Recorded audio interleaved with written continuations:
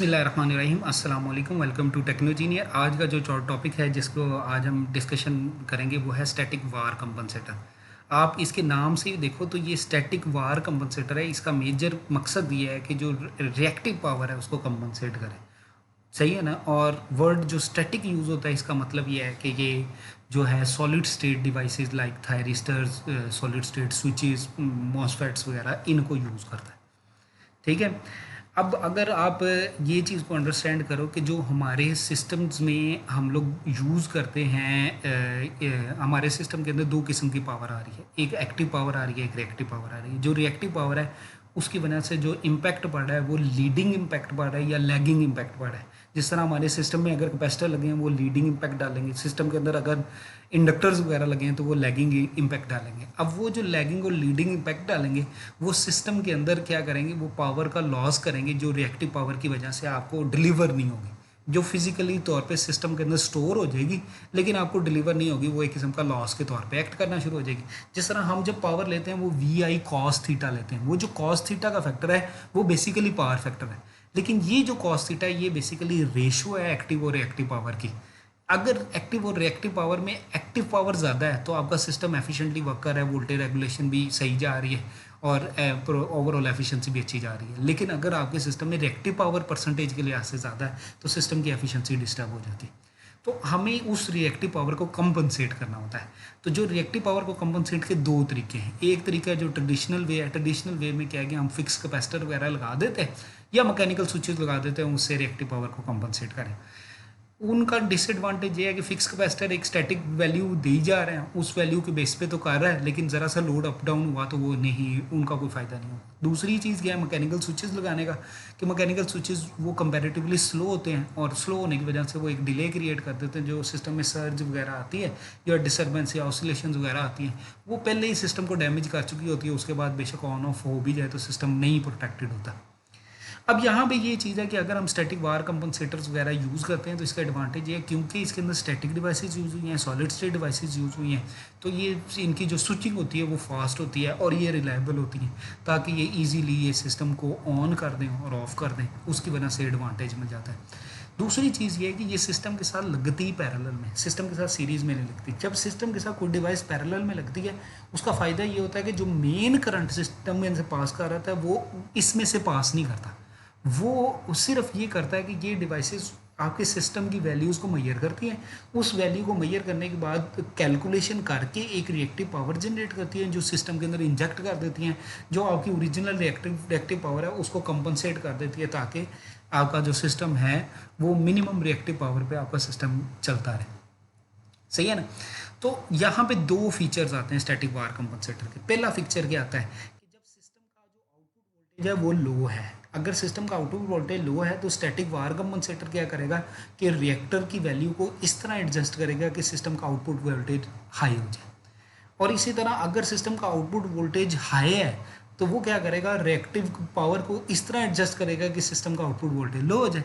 यानी कि हमारा एक स्टैंडर्ड वोल्टेज है, इस स्टैंडर्ड वोल्टेज से अगर आउटपुट वोल्टेज ज़्यादा होता है तो फिर भी हमारा स्टैटिक वार कंपनसेटर काम उसे कम करने की कोशिश करेगा। इसी तरह अगर सिस्टम का आउटपुट वोल्टेज कम हो गया तो फिर स्टैटिक वार कंपनसेटर इसको इस तरह एडजस्ट करेगा कि सिस्टम का आउटपुट वोल्टेज आपकी रिक्वायरमेंट के मुताबिक हो जाए।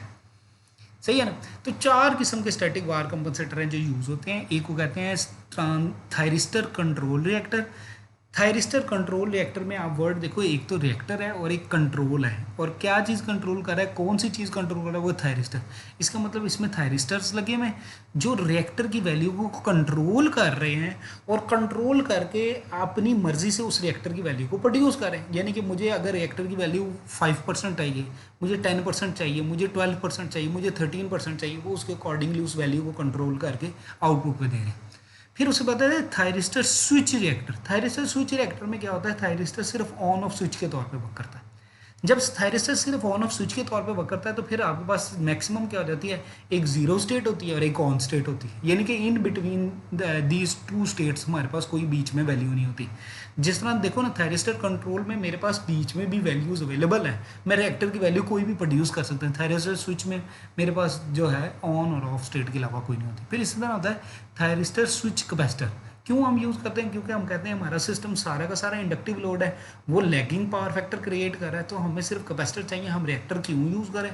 तो सिंपल कैपेसिटर के साथ ही हम सिस्टम को डिज़ाइन कर लेते हैं और वो फिर भी कैपेसिटर को स्विचिंग करता है, ऑन ऑफ स्विचिंग के साथ ये काम करता है। आखिरी क्या है जो कंपैरेटिवली सस्ता है लेकिन कंपैरेटिवली स्लो है, उसे कहते हैं मैकेनिकल स्विच कैपेसिटर। यानी कि ये टीएससी और एमएससी तकरीबन एक जैसे हैं, सिर्फ फ़र्क ये है कि एमएससी में मैकेनिकल स्विचेस होते हैं और टीएससी में जो है thyristor as a switch act करता है। कंपैरेटिवली वो थोड़ा सा स्लो हो जाता है एमएससी। तो ये अगर सर्किट डायग्राम देखो तो इसमें लगे में यहाँ पे थायरिस्टर्स दो लगे में, ये जो दो थायरिस्टर लगे में ये एंटी पैरेलल में है, एक फॉरवर्ड है और एक रिवर्स है। तो फॉरवर्ड और रिवर्स की वजह से क्या हो रहा है कि ये एक एच ब्रिज के तौर पे एक्ट कर रहे हैं। अगर मैं इसकी ऑन ऑफ स्विचिंग को कंट्रोल कर लूँ तो ये मैं रिएक्टर की वैल्यू को कंट्रोल कर सकता हूँ। प्रॉब्लम क्या होती है इसकी ऑन ऑफ स्विचिंग को जब हम कंट्रोल करते हैं, ये साइनोसाइडल वेवफॉर्म है, इसको ख़राब कर देती है, इसमें हार्मोनिक्स जनरेट कर देती है और जब ये सिस्टम कर देती है सिस्टम उल्टा लॉसेस में चला जाता है। तो हमें क्या करना पड़ता है कि जब ये अपने रिएक्टिव पावर जनरेट कर देता है उसके साथ फिर हम एलसी फिल्टर लगाते हैं ताकि ये जो साइनोसाइडल ये जो वेवफॉर्म है इसे दोबारा साइनोसाइड किया जाए ताकि ये आउटपुट मिले। और कंपैरेटिवली अमूमन जो है वार कंपनसेटर की इतनी कॉस्ट नहीं होती जितनी हमारे पास फिल्टर की कॉस्ट हो जाती है। सही है ना? तो ये हमें प्रॉब्लम भी क्रिएट करता है। दूसरी चीज़ क्या है कि अगर मैं थायरिस्टर स्विच कैपेसिटर लगाता हूँ तो कॉन्फ़िगरेशन ऑलमोस्ट इसी तरह ही होती है। एक रिएक्टर की जगह पे हम कैपेसिटर्स लगा देते हैं, कॉन्फ़िगरेशन उसी तरह ही है। सिर्फ ये है कि ये अब थायरिस्टर सिर्फ ऑन ऑफ स्विचिंग करते हैं और कैपेसिटर को या तो ऑन करते हैं या ऑफ करते हैं, इन दोनों के दरमियान में कोई स्टेट नहीं होती। ये हमें फ़र्क पड़ता है। सही है ना? तो अब यहाँ पे एक और ऑप्शन अवेलेबल होती है कि जब हम स्टैटिक वार कंपनसेटर यूज़ करते हैं तो उसके साथ क्लासिकल मेथड साथ साथ लगा देते हैं। यानी कि हम थायरिस्टर कंट्रोल को थायरिस्टर स्विच के साथ आपस में हाइब्रिड बना लेते हैं, या थायरिस्टर कंट्रोल को फिक्स कैपेसिटर के साथ हाइब्रिड बना लेते हैं, या थायरिस्टर कंट्रोल को थायरिस्टर स्विच को थायरिस्टर स्विच के साथ हाइब्रिड बना लेते हैं। तो उस तरह क्या होता है कि हमारे सिस्टम की फ्लक्चुएशन भी मुनासिब हो जाती है और ओवरऑल कॉस्ट भी कम हो जाती है। हम फिक्स कैपेसिटर साथ यूज़ करने से ओवरऑल कॉस्ट हमारी कम हो जाती है। तो ये हमारे पास कॉम्बिनेशन में जाता है thyristor control fix capacitor, thyristor control reactor with MSc और टीएससी या टीएससी मल्टीपल टीएससी को हम यूज़ कर लेते हैं। एडवांटेज क्या मिलता है?